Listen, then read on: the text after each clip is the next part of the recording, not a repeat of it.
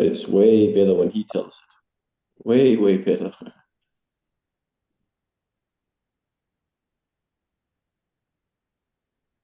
Sort of like what we're doing here.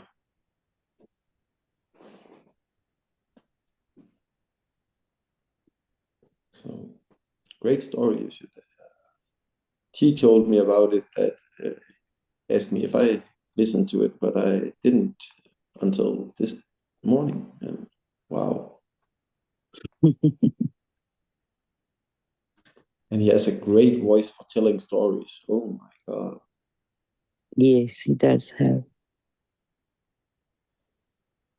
You almost feel like you're the seagull flying. Exactly.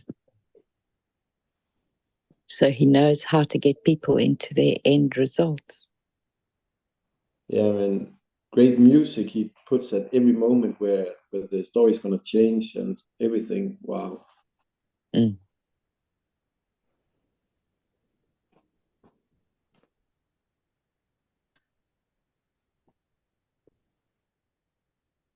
I'm so glad she knows about that story. Oh, the first time he heard it was it yesterday? He wrote at it when he was out walking his dog. He saw that Will had put it up there, Okay. so it is in Heart Centers now.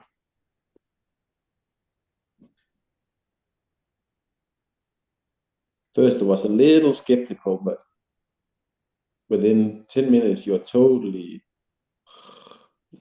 into it. And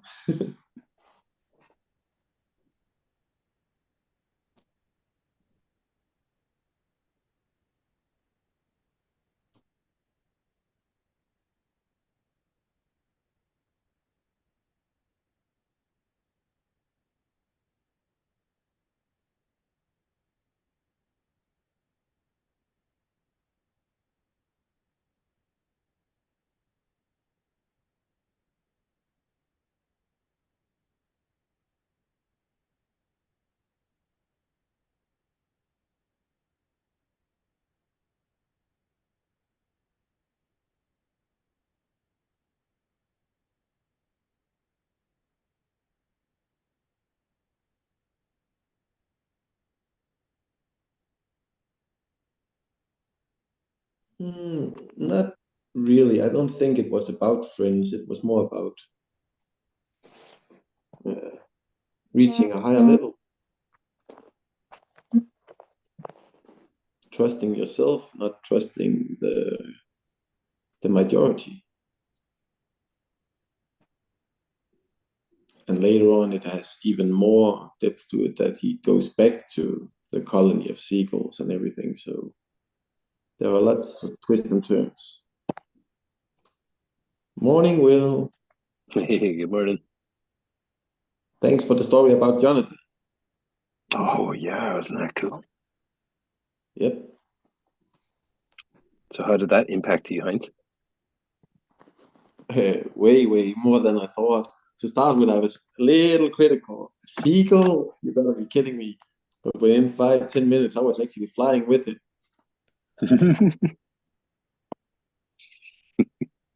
The music was captivating in a way, so it's sort of the music and the story together. Whoa. Powerful story, isn't it? Yep.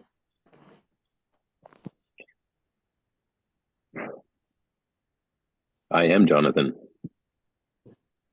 And you can be Jonathan too. I don't think I left this place and gone a place where there were only people who actually like flying.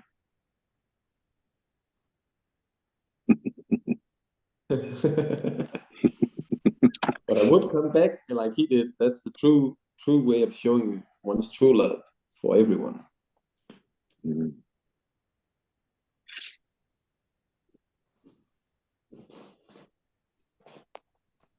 But like the old seagull said, it was way ahead of the curve, Jonathan.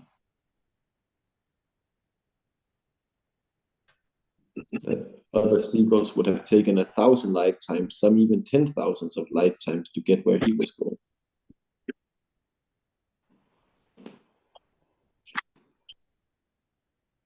Yeah, he had a breakthrough, eh?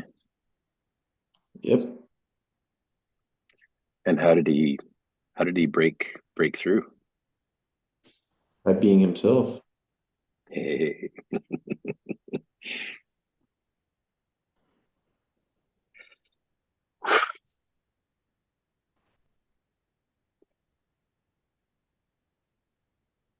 Just like me.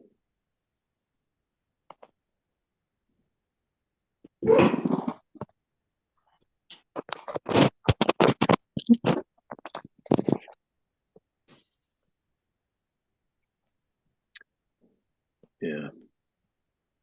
Seagulls are, like, based on the book, the story of the book, seagulls are reluctant leaders.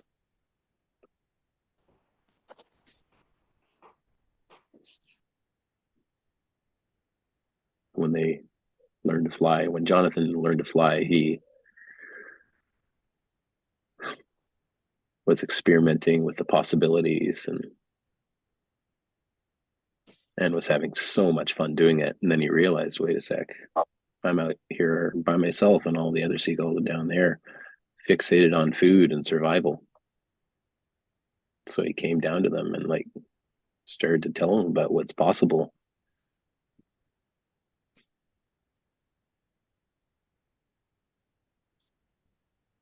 And not from a place of like, oh, I'm better than them or anything like that. He just wanted to share his experience, what was possible, and the fun he was having and the joy he's experiencing, flying and diving and experimenting. And the other seagulls didn't really get it. They didn't really want to enroll in his vision at first, right?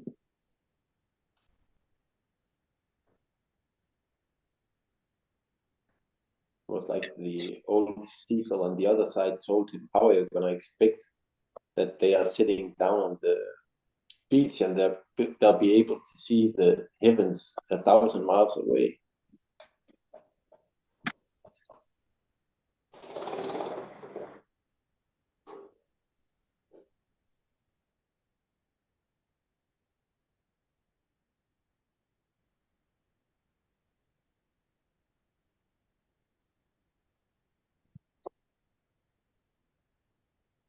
For me, that story is very much about trusting life itself and being able to drop the personal. It's a story of enlightenment.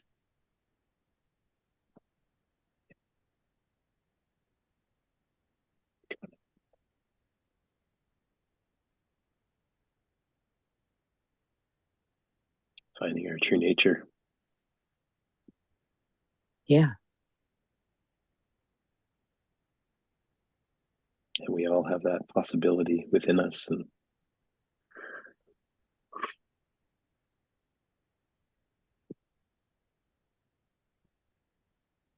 we all have that potential to be Jonathan in each moment.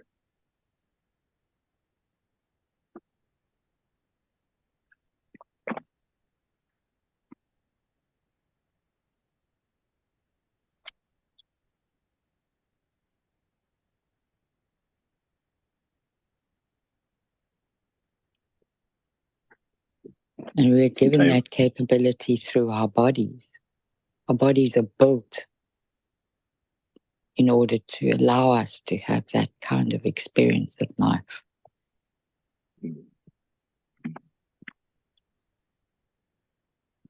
I like when he was diving that he knew he couldn't use all of his wings. He just had to use one feather on each side to steer with. Mm. Shows that when you're at high speed, don't use your full force. Mm-hmm. yeah.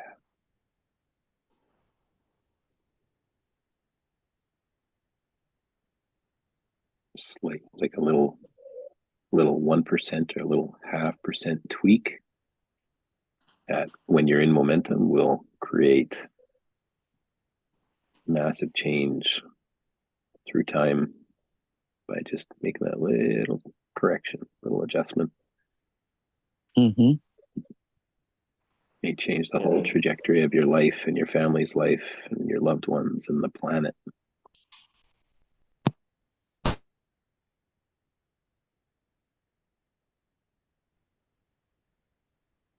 You change the morphogenic field, you will. Yep.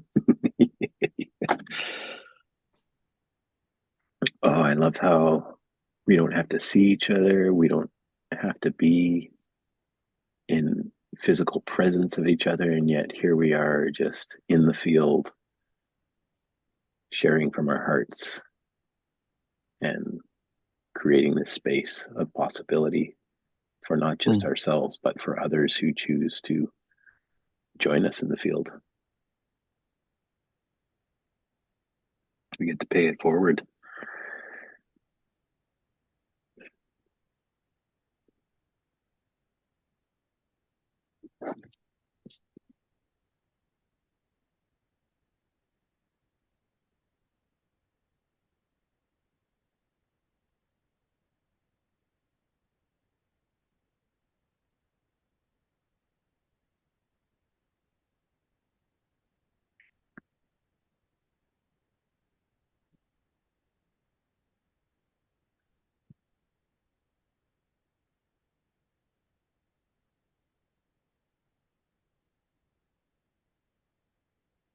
That's transformative friendship.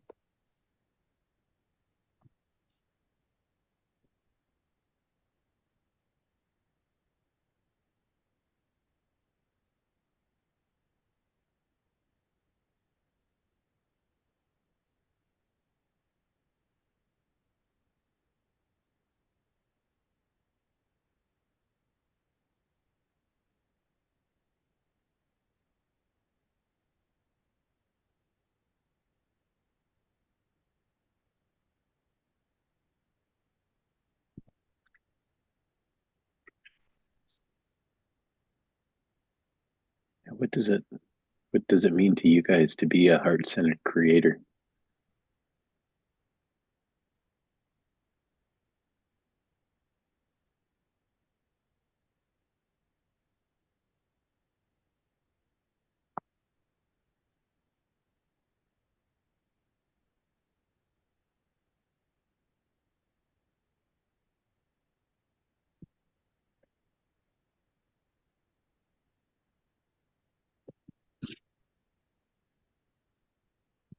That's what you are. Otherwise, we wouldn't be in this conversation. We wouldn't be here in this group. You are heart-centered creator, just like me. Transformative friendship, Allison. Beautiful. All in, Jesse. Beautiful.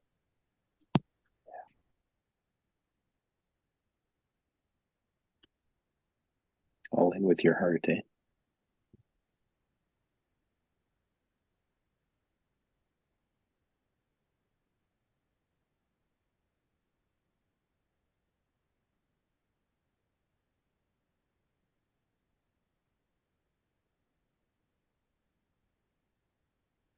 Yeah, for me, it means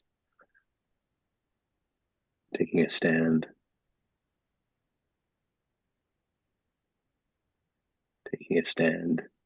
in life, being my true nature, living it day by day, being a giver, giving love, being my authentic self, who is who I am in the heart, in my heart, and giving of myself to my family, my loved ones, my wife, my community, my congregation, my friends here on the planet. That's what it means for me.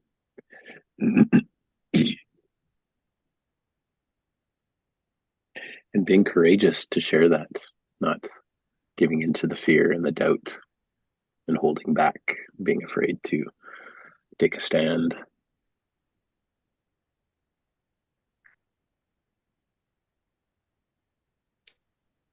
Right now, I'm probably at the learning phase of being me again, because only after I moved to Aalborg and I actually started learning to be alone.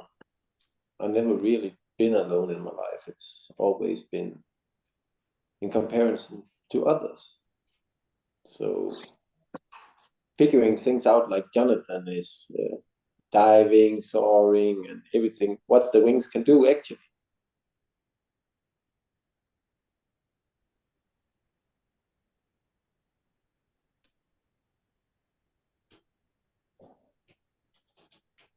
Exploring.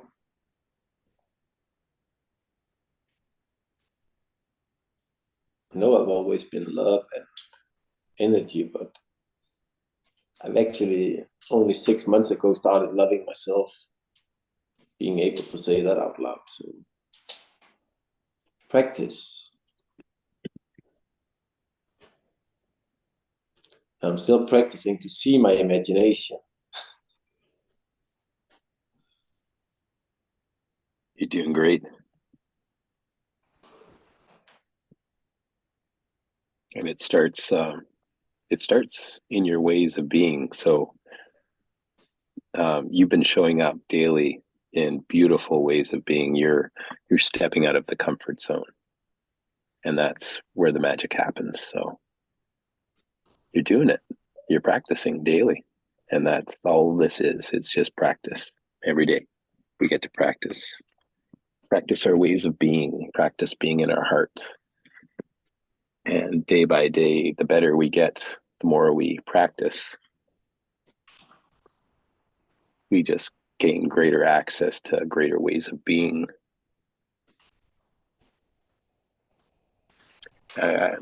Greater is probably not the appropriate word. It's more regain access to who we really are, our authentic true self, our true nature.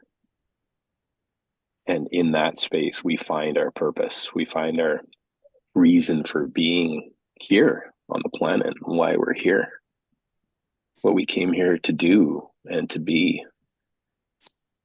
We all have that possibility.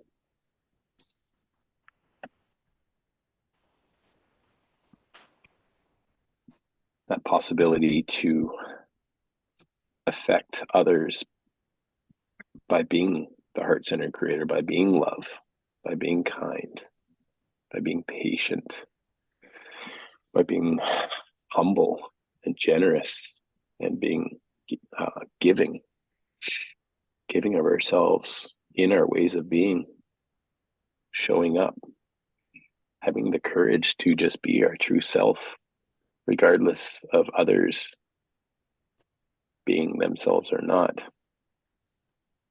It's okay.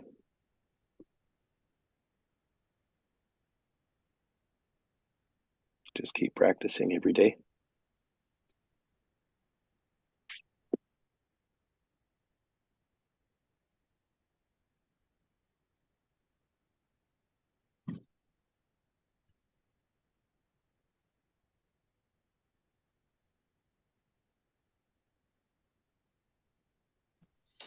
I think the first 48 years of my life, I was actually doing what I was supposed to do. I was helping others and making them realize how far they could take their lives. The only one I didn't actually help was myself. It takes us a while, I think, to recognize that our lives are as powerful and honorable a gift as anybody else's. And that part of our purpose is to bring that love home, or to open the gates, our own gates, to that love. Because until we do that, whatever else we do doesn't have as strong and authentic in terms of its integrity. Doesn't have as strong an impact as it could have.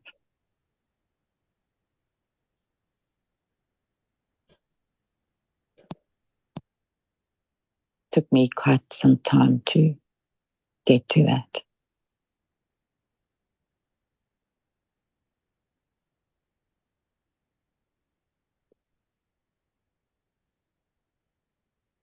And I still go in an ebb and flow of that.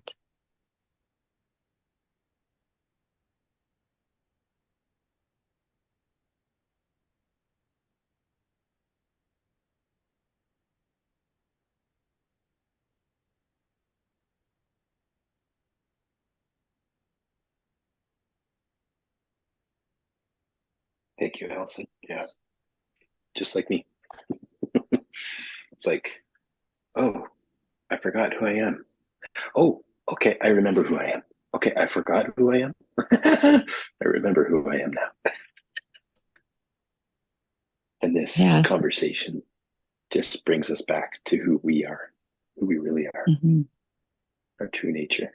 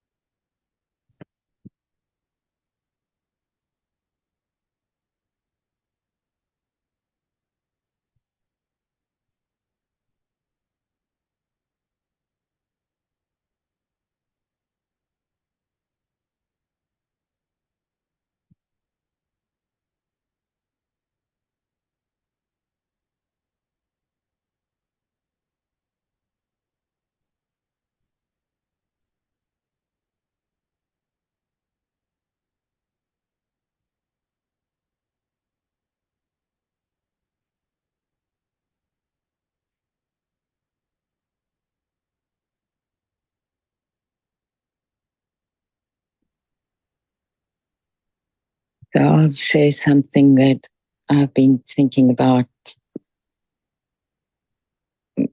quite a lot over the years, but it became very clear to me when I got introduced to Fritz's work with structure. And what I could put into words was that the rhythm of life itself is a creative structure. And so, what is it that, what's the purpose then of free will? And the purpose of free will is to give us the choice so that we can explore. And I think what ignited my thoughts about that again now in the silence was the sharing of Heinz's experience with listening or reading. I'm not sure which one, whether it was an audio book or whether he was reading the book. But how he could experience the author's writing of Jonathan Siegel every little step of the way, and how amazingly expanding that was for him and for all of us when we read that story. And that is a choice that we make to allow that expansion.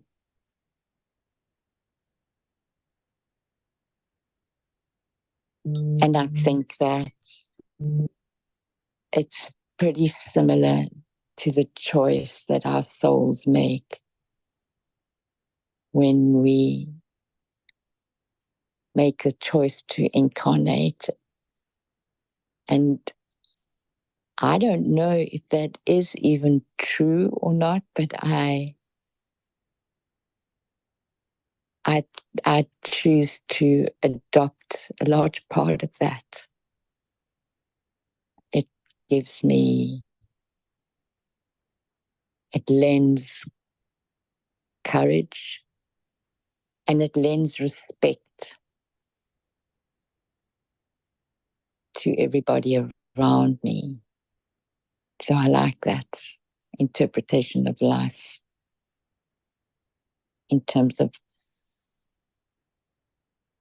our expanded selves going into the confines of a body.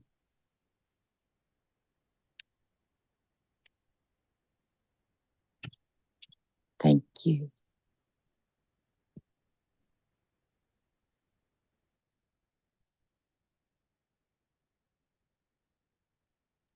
Thanks for sharing, Alison.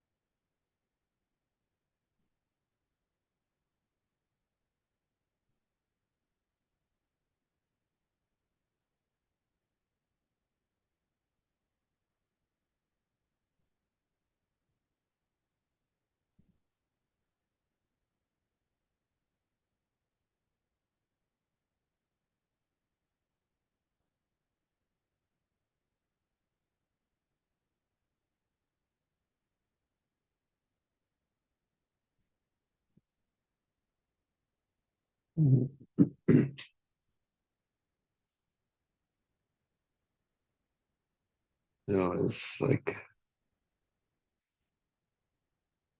being heart-centered in silence.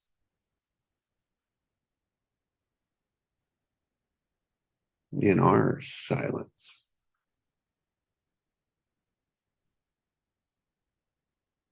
In our shared silence.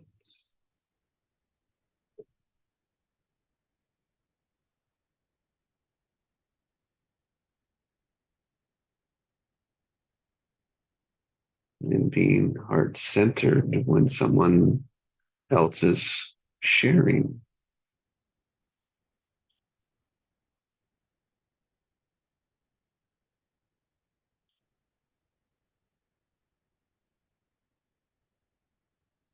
And heart-centered when I'm sharing.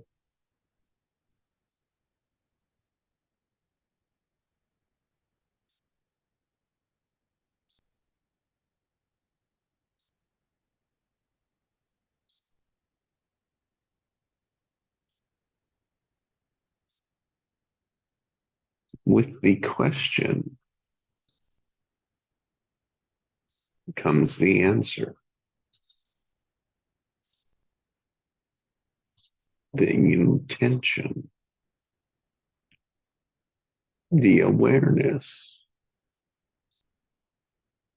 just the awareness of the degrees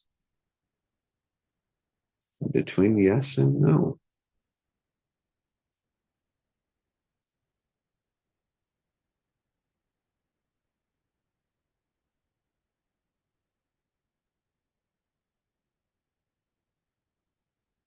It takes different flavors for everyone.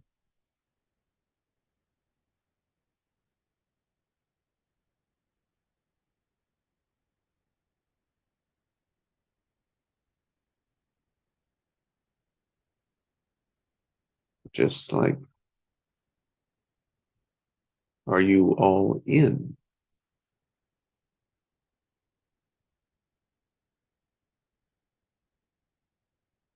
Did you push all your chips to the center?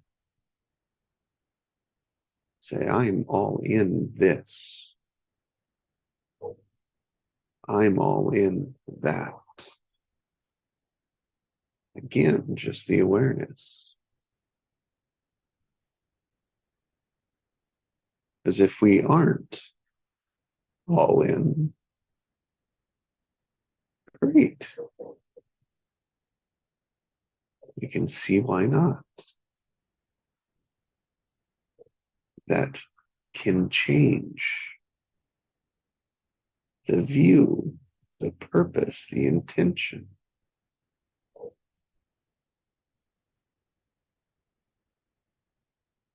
What are you all in for?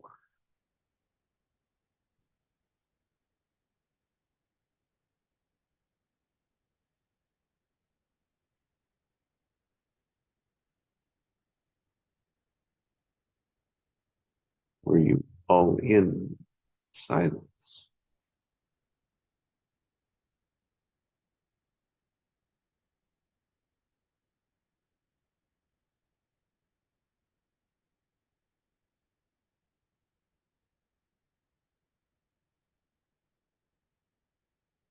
And heart-centered. If you're all in on heart-centered, how would you know?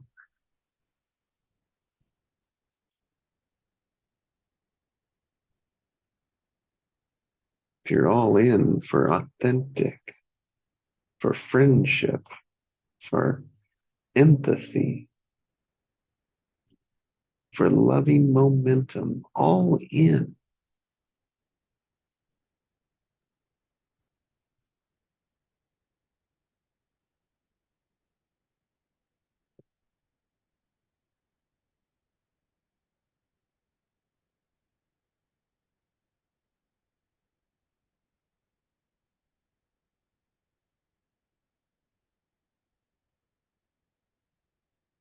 You can truly experience the life.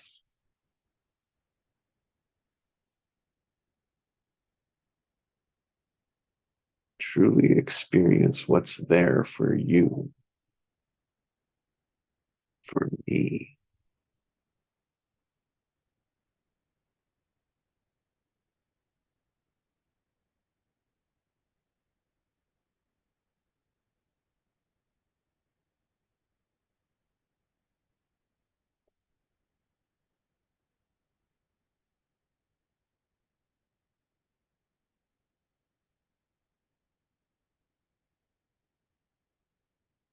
An all-in heart center creator, revealing, bringing forth soul's purpose.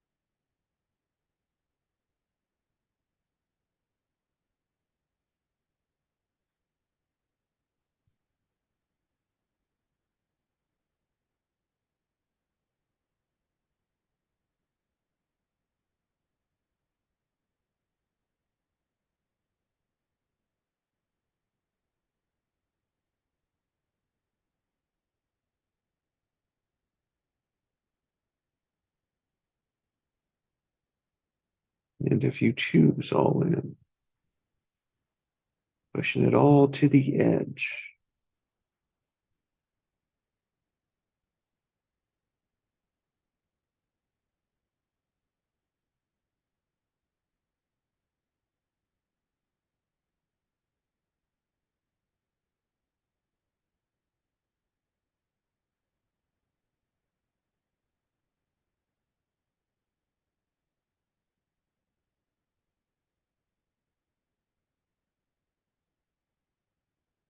what do you get in return?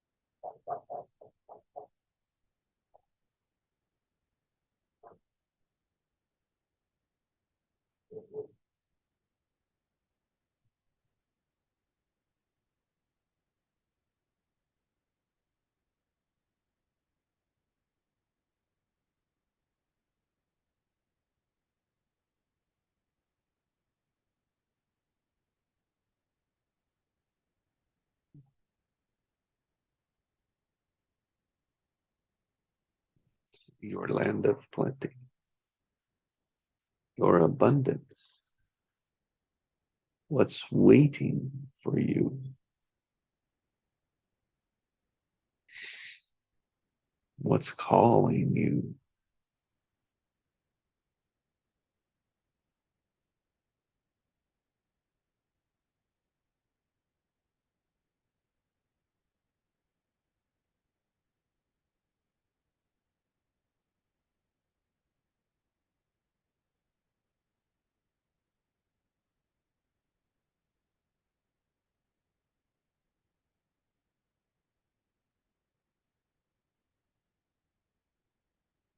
Um, the difference between what's calling and what's telling you.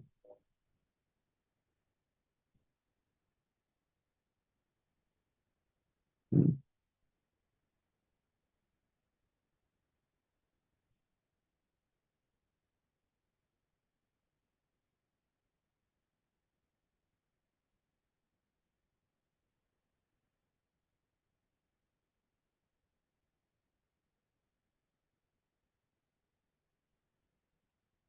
maybe we can only be all in to one of those, all in to our calling. We're all in to what we're telling ourselves.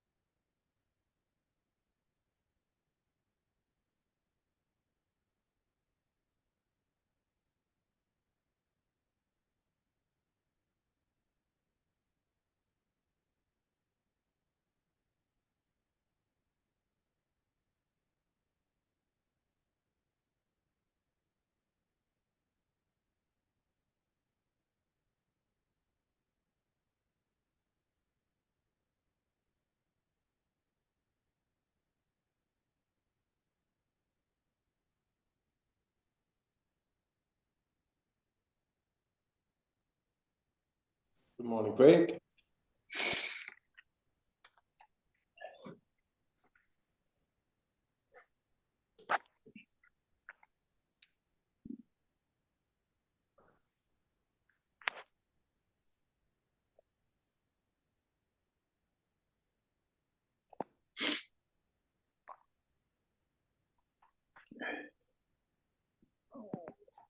Morning, Craig. Good morning, everyone.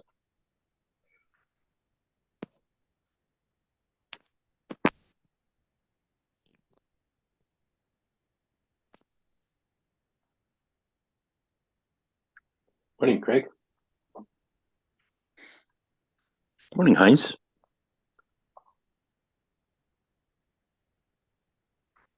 Thank you, Allison, for your share. Thank you, Jesse, for your share.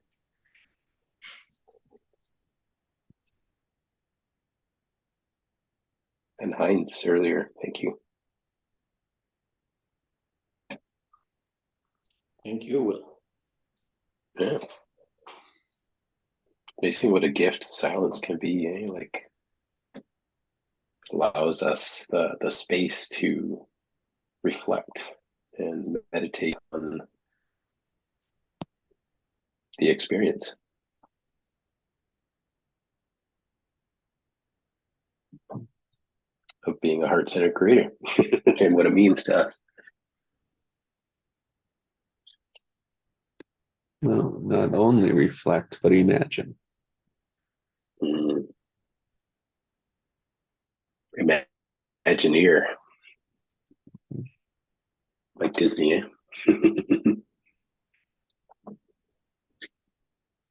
imagining becoming,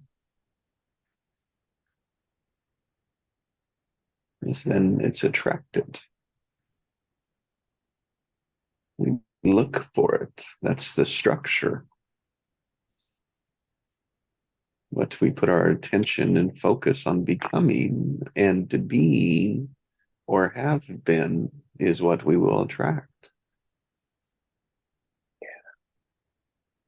No matter what it is, we will be all in to that.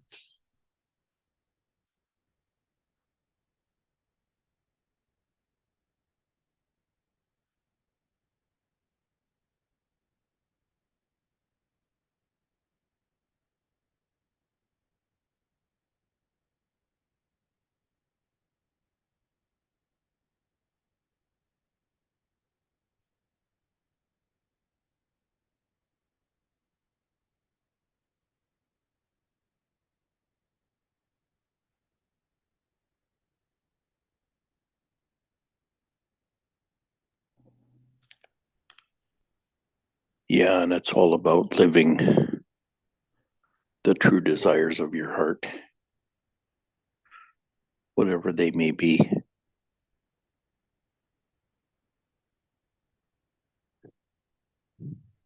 Living, discovering, unwrapping, experiencing, going through, exploring, fighting, resisting, standing up for whatever. So it's whatever we do with it.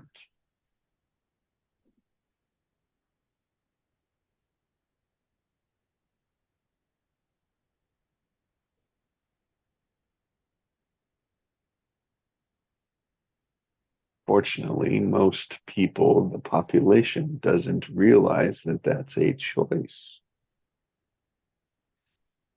And that's the trap.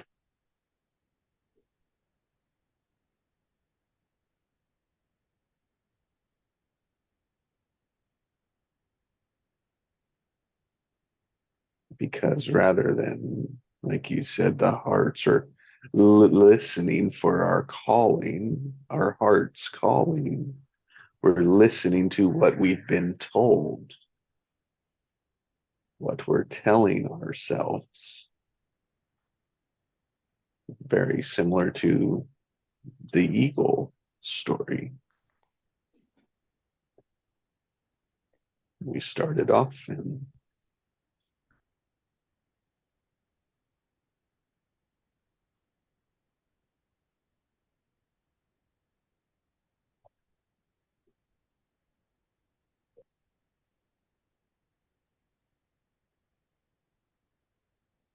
It's like noticing the difference between the calling of your heart and the telling of your mind. Mm.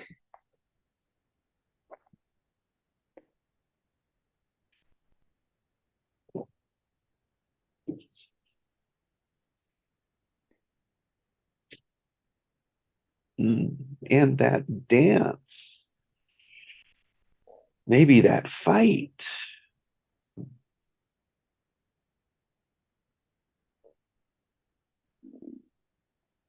maybe that flow, maybe the resistance. Oh, it's different every time.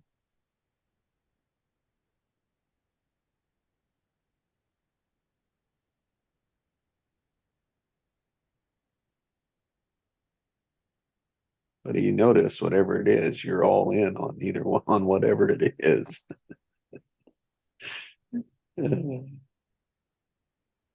Until you're not.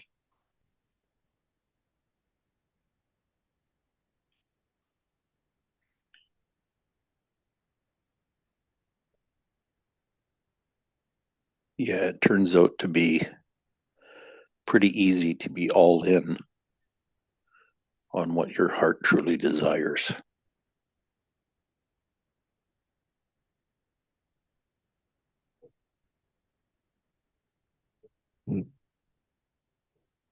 Like it's effortless.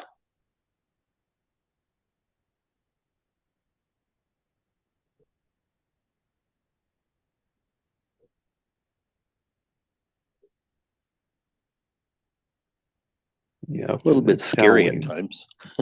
Yeah, the telling, right? The telling part is what makes it hard, resistant, can't do it. And it's just the nature of how it's to unfold.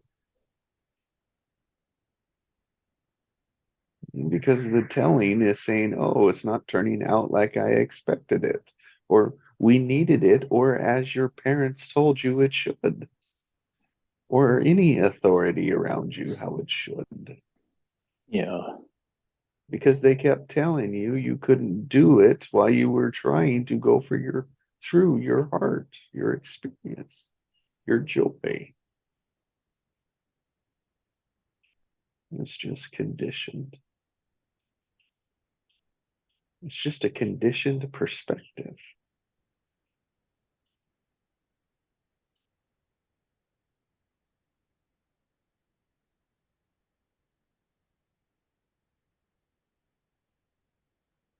That has structure.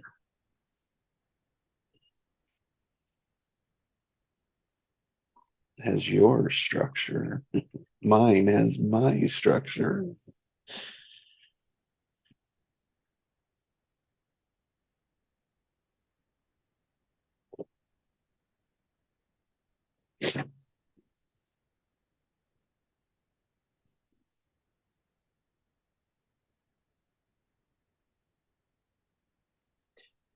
Yeah, and that's the challenge,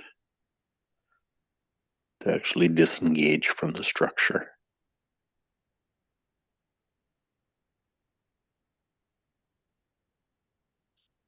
You can only change it. You never, I don't, from how I understand structure, it never disengages.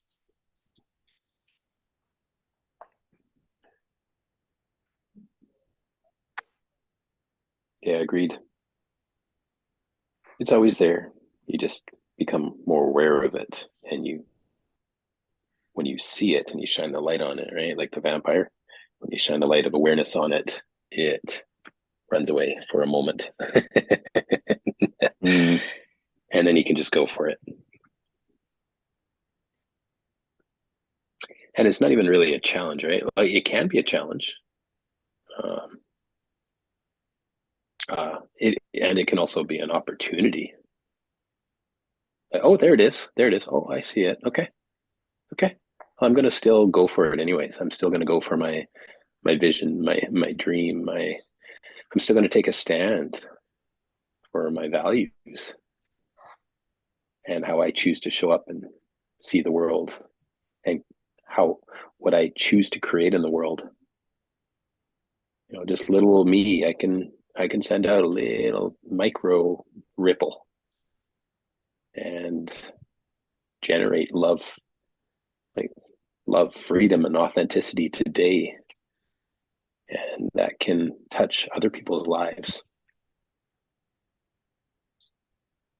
You've said it And twice now. Yeah, but isn't that a brand new structure? Yeah. That's my structure. That's the structure I choose.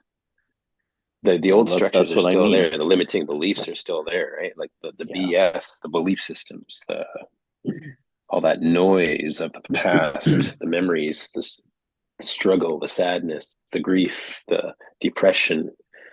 That's still in the memory coding. Yeah, but it's only And there in if you this moment, say so. it's Have just the there. power to say so, to keep it existing. I choose the new structure, and I keep choosing in each moment to create from this space now. Right. Habits are structures. Yeah. Conditions are structures, which are habits. And so here's an example of one. Here's a good one we're working with right here. Will, you've said it to, so when you stand up, right? Was that your words? Yeah. What does that imply?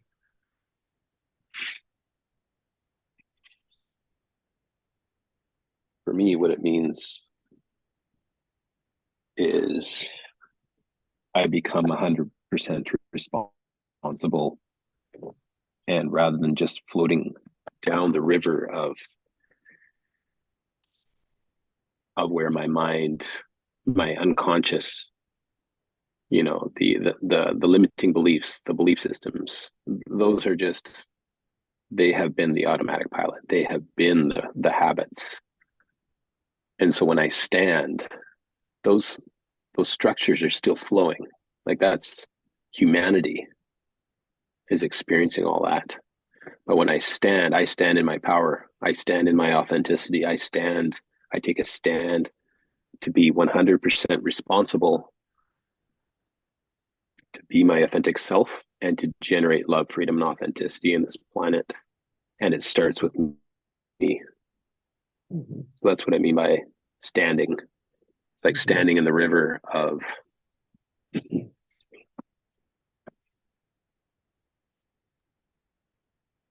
the autopilot flow, right? Wonderful. The unconscious Good. autopilot. Good. Does that answer your question? Here's what, so the structure, level 1 structure, yes. If we stand up, it implies that we've been lying down or sitting down. Yep. We've been just giving up and giving in to the flow of the unconscious structures. Mhm. So when Will has said that, for those listening, it's like, so there's Will's awareness to it. Now, those that are listening, how was your intuition triggered? Mm. Was it any different than that? I'll tell both of mine, but I want to give you this space. And here's the example. It's, oh, wow, I wonder if it's his, if it's mine, or if it's both of ours.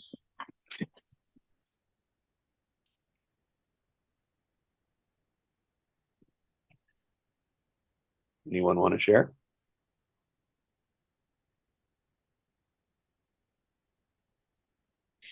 Go ahead, Jesse. Fight. It's a fight to stand up for. There it is. That's the underlying structure for those words. When we see, feel, I sense that it's like, oh, I fight for that. Yes, interesting.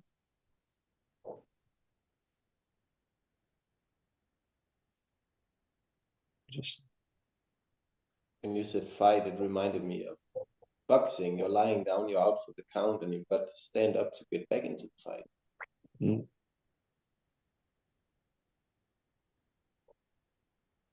How else could we stand up? So it's not a fight.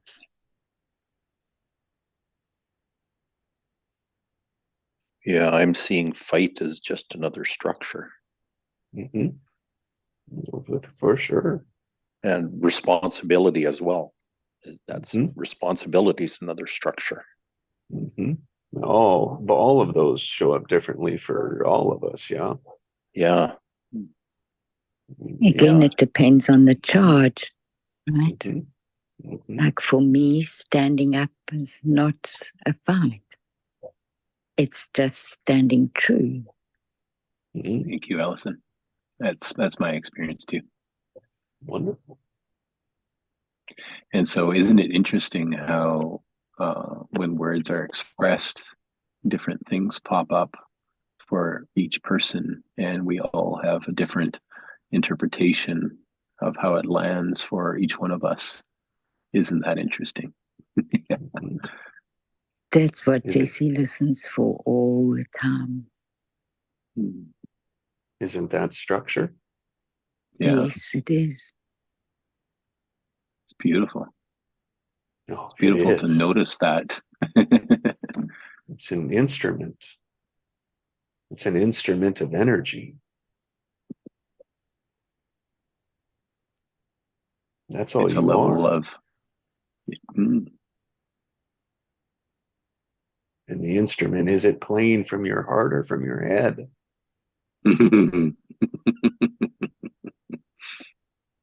And is it pulling from the collective or is it pulling from the personal?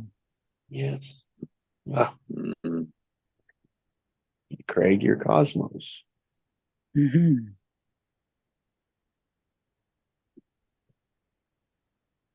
So, Allison, yes, perfect. In response, are we taking it personal? Are we making it personal? Are we Yeah. telling ourselves it's personal? Is that what we're all in on? Are we all in on our heart, on our pole?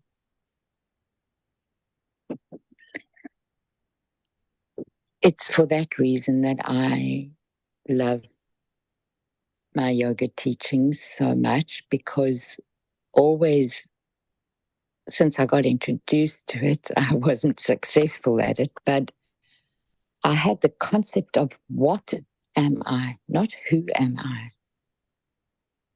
but what am I?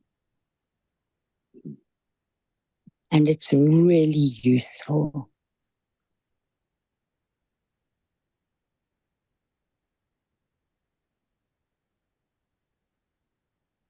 Would you share with us what you are versus who you are? Please.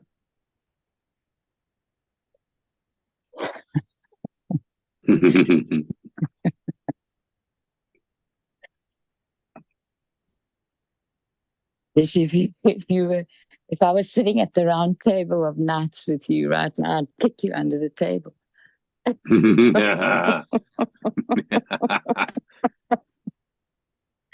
That's perfect, Allison.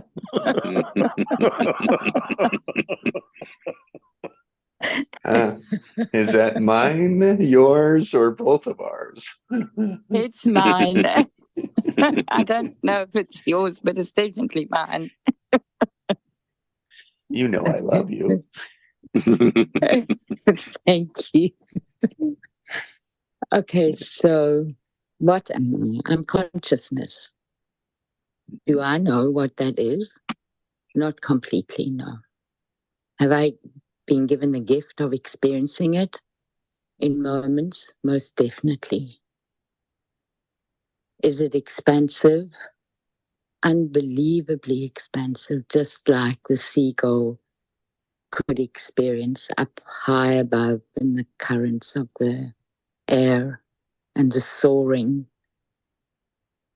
And knowing that you only have to tweak, you don't have to push. You just have to be and then collaborate, right?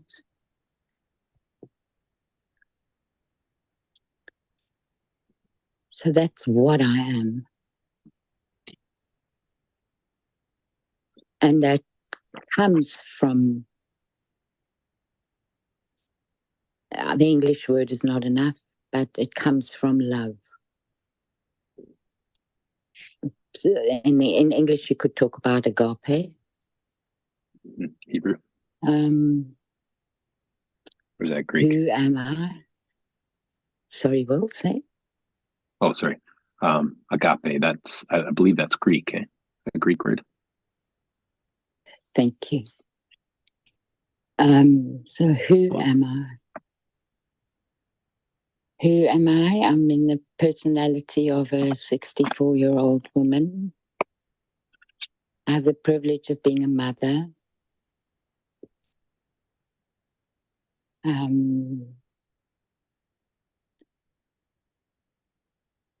I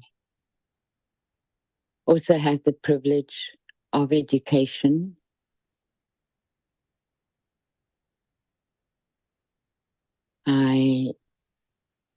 My context is that I have a beautiful home in which I can live, and I have very healthy food to nourish my body with. And I have amazing community. And then on a smaller level, I have the journey of releasing the personal to become my true nature. And I kick along the way.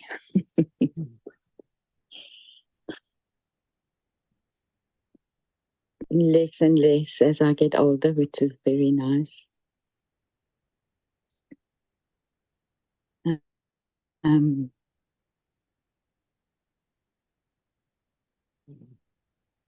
What you are is the true essence of love, of graciousness, of mercy, of understanding, of abundance, of wisdom.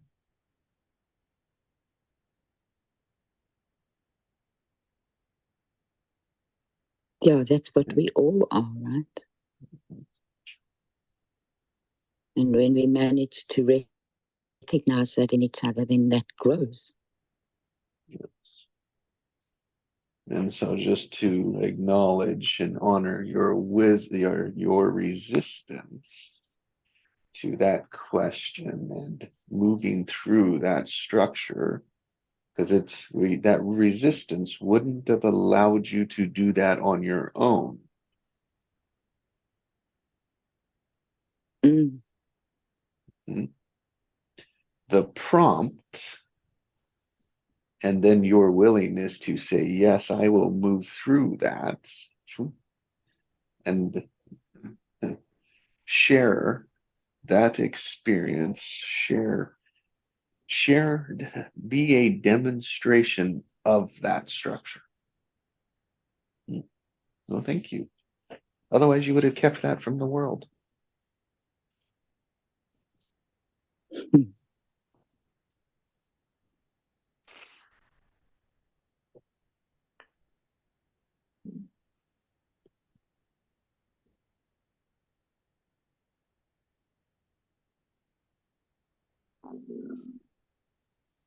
There's more though.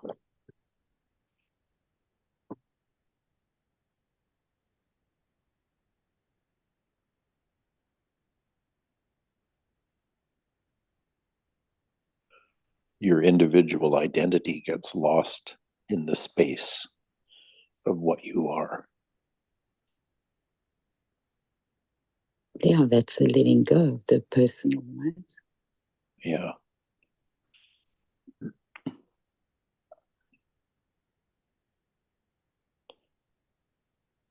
That's scary for the ego. Yeah. It feels like it's going to die. Well, yeah, it does in a way. And that's where the resistance shows up. It's just the ego. It's just And so that the false self. Yeah. Yeah. And that's where the awareness is so useful and hugely important.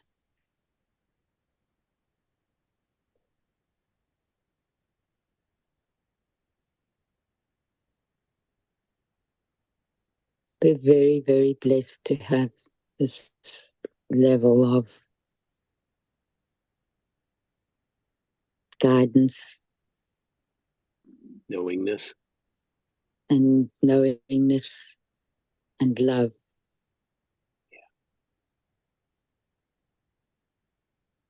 Yeah, and that's where all our power is. Mm-hmm.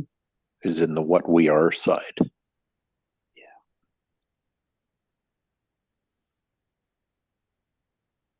So you consider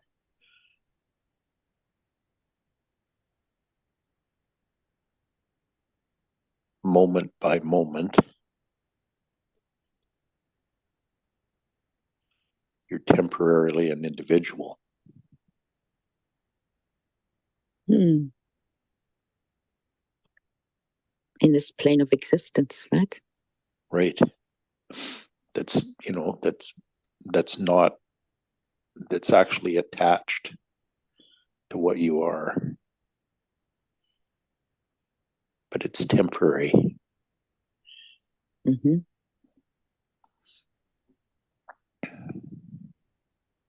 and so important. Yeah. And I think what we want, what our ego wants, is to make that individual permanent. Mm-hmm. And it can't be.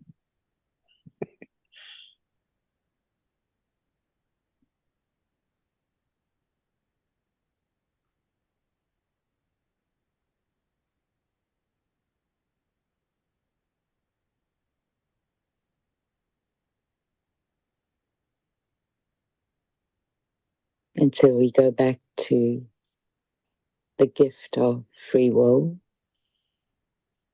and the tool of perception. Yeah. So who I am is always temporary. Mm-hmm. The what I am is permanent Mm-hmm. and eternal Mm-hmm. and connected. Mm-hmm.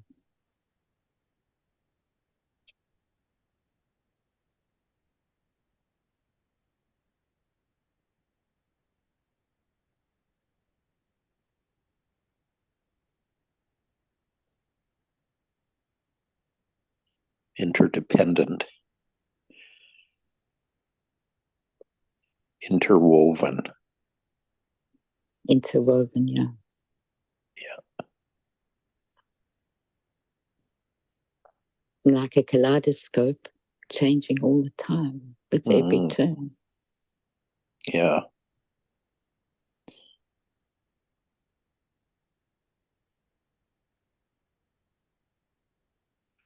I suppose that could be what is meant by a fractal.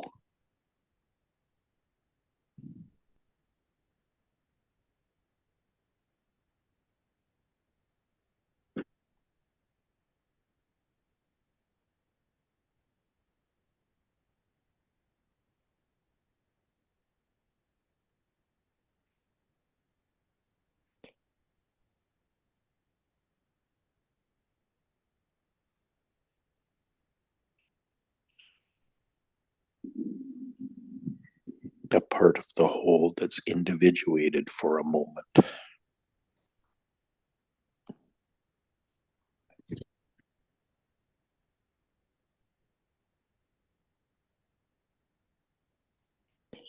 In order to experience.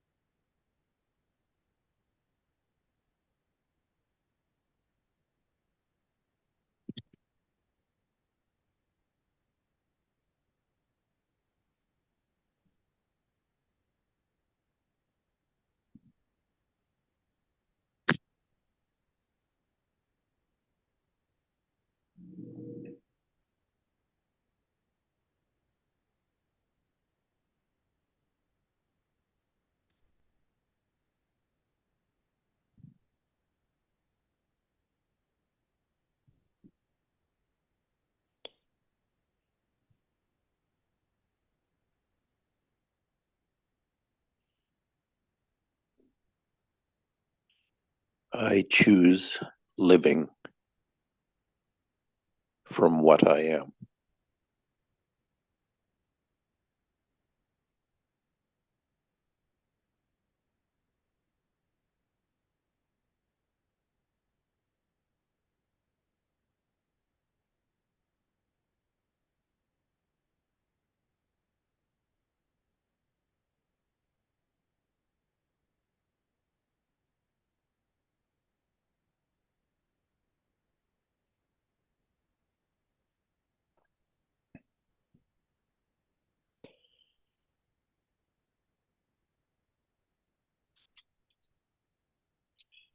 There's a structure for you.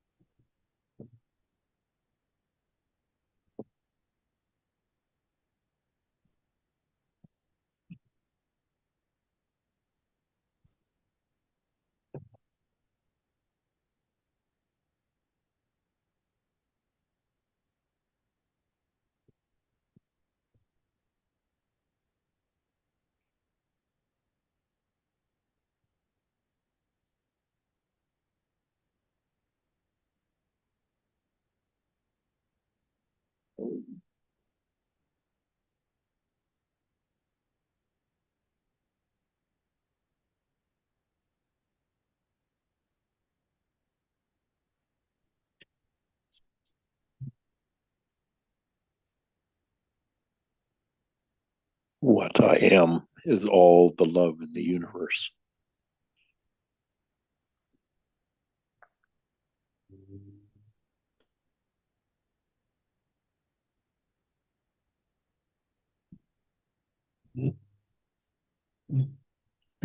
Through you, through your point, through your structure. Yeah, that expresses itself.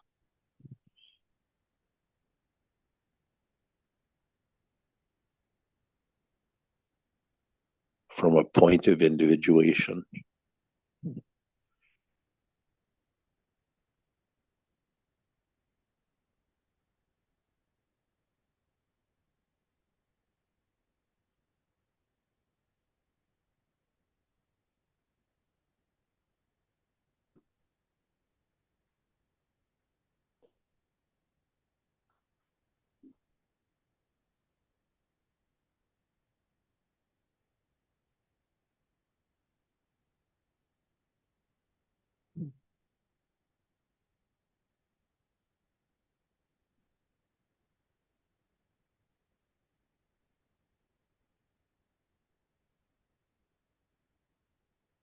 Which then begs the question, do we need individualization going forward?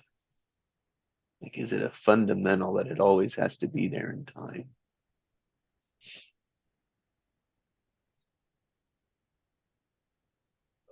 It's interesting that the word need was in that question.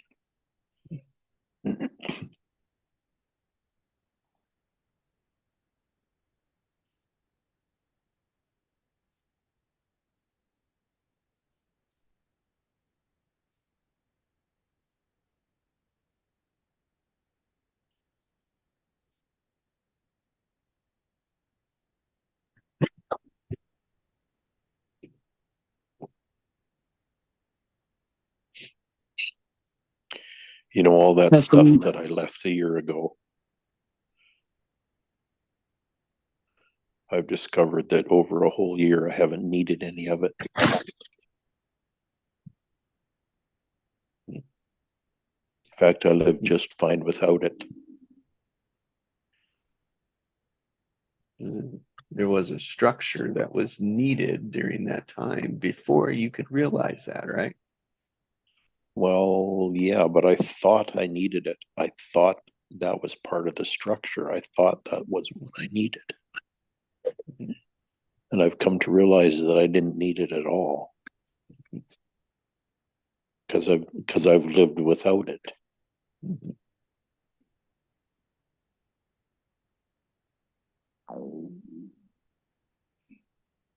And my life is richer now.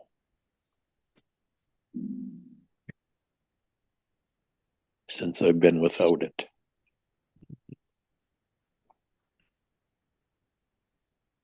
But I think the trick is to embrace the fact that we have that contrast of individuation and what collective existence, not existence.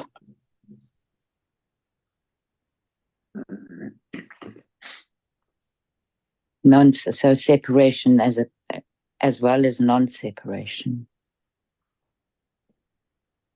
And that's the source of my question. Like, does that lesson need to continue for every future generation?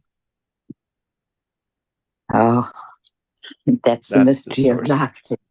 Right. Yeah. Because that changes, and I don't think it does, but you know, then if it's nature's way, like if we think of it from that simple perspective, then it to change it would be fighting it.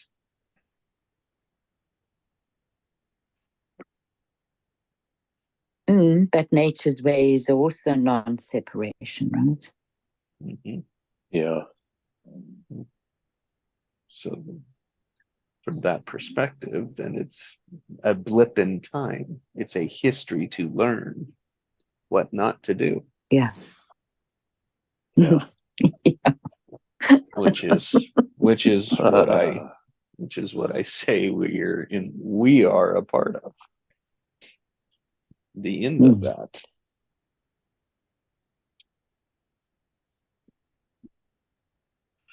Yeah, the 1,000 ways not to make a light bulb. Mm. I'm sure there are more than 1,000 ways for that. Yeah, but that's the Edison story. Mm-hmm. Is that he tried 1,000 different ways and none of them worked. Yeah. And then one day he found one that did. Right. But there was 1,000 knots before he got to the yes. Do you see how frustrating that makes us? That's part of our individualization. And he said, until we embrace this, until we embrace the stepping stone, right? That's right. It's just part of the process. But it's that telling. Do you see it's the difference? That's great. So that is the example of following the calling versus listening to the telling. Yes. It's a really nice phrase, that, Jesse. Beautiful.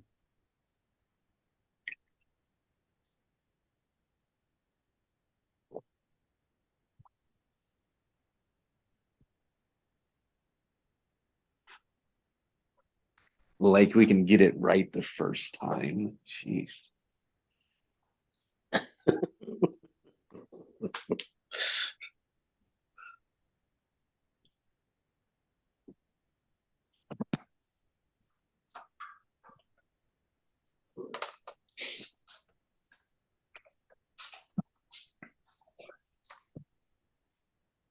I'm afraid I have to go. This was really special. Thank you so much for today, guys.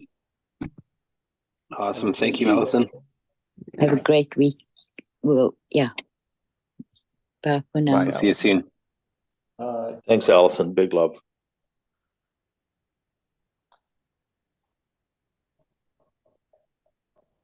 I think I'm going to bounce too, guys. Love you all. Bye, Will. Thanks for being here again. Love and hugs. I will. Till next Bounce out of time. here. Bye. Big love.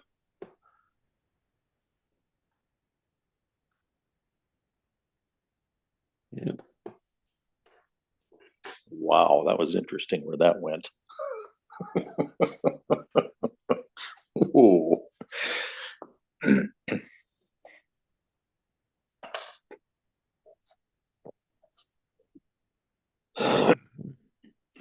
I've got to get moving too. I'm going to help the family head off for this morning. So, Oh, cool. Thanks for a blessed day. yeah, Take care. thank you guys.